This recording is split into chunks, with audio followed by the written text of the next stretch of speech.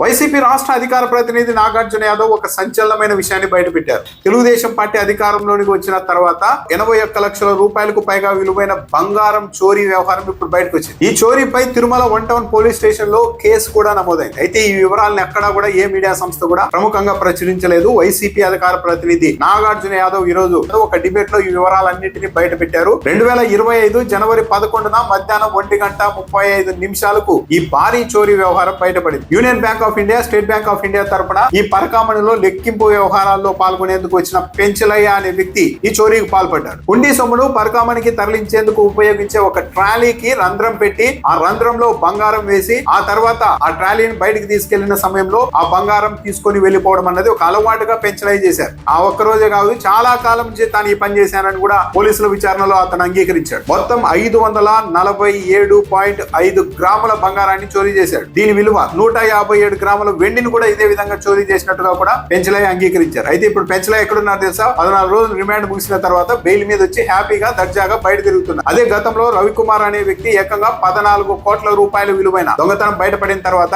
తప్పు తెలుసుకొని ఏకంగా 14 కోట్ల రూపాయలు, అది కూడా ఇది రిజిస్ట్రేషన్ వాల్యూకి సంబంధించిన 14 కోట్ల రూపాయల ఆస్తుల్ని తిరుమలకు రాయించిన తర్వాత కూడా మొన్నటి వరకు పెద్ద ఎత్తున తెలుగుదేశం పార్టీ మీడియా రచ్చ చేస్తూ వచ్చారు. మరి ఈ రోజు ఏకంగా 81 లక్షల రూపాయలు విలువైన బంగారం చోరీ పైన ఏం మాట్లాడతారు? అసలు దీన్ని ఏమాత్రం చర్చకే రాకుండా మీడియా ఎలా మేనేజ్ చేసింది? అధికార పార్టీ దీని మీద ఎందుకు ఇంతవరకు స్పందించలేదు? 92,000 రూపాయల చోరీకి నేలమాలికలు జగన్మోహన్ రెడ్డికి తరలించారు, ఇలా రకరకాలుగా మాట్లాడారు. మరి ఈ రోజు 81 లక్షల రూపాయలు విలువైన చోరీ జరిగితే సింపుల్ గా అతను ఇప్పుడు బెయిల్ మీద దర్జాగా బయట తిరుగుతున్నారు. ఏం చేయగలిగారు? ఇదే పని ఆ రోజు చేసి ఉంటే వైసీపీ వాళ్ళు కూడా 14 కోట్ల రూపాయల రిజిస్ట్రేషన్ వాల్యూ ఉన్న ఆస్తులు శ్రీవారికి దక్కి ఉండేవే. అంటే మంచి చేసినా కూడా చెడుగా ఎలా చిత్రీకరించాలో తెలుగుదేశం పార్టీ వాళ్ళని చూసి నేర్చుకోవాలి.